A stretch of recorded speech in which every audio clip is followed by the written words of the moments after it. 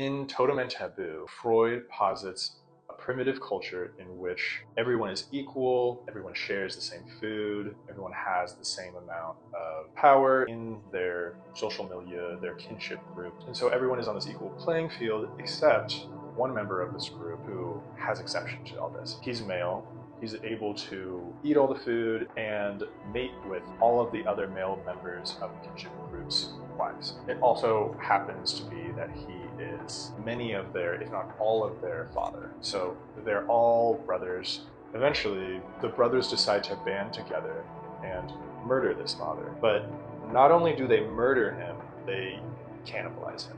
They were under the impression that once they did this, they would be freed. They thought that it would dissolve this power across some kind of a horizontal distribution. Everyone can participate rather than this vertical structure in which this primal obscene father is at the head and everyone else is hierarchized under. However, the father doesn't disappear. He ends up being sublated into an immortal paternal authority. He returns in their own minds, first as a sense of guilt, but then also he returns in the guise of demands that these sons have to try and meet. And whenever they have successes or failures, they compare it to the will of this transcendent father. And they say, oh, this worked out for us, or oh, this didn't work out for us because we were in line with this father's desires. And they can, of course, never corroborate it with any literal father, but that's exactly what makes it most effective. It is this absence of a literal flesh and blood biological father that creates an effective force or power over this social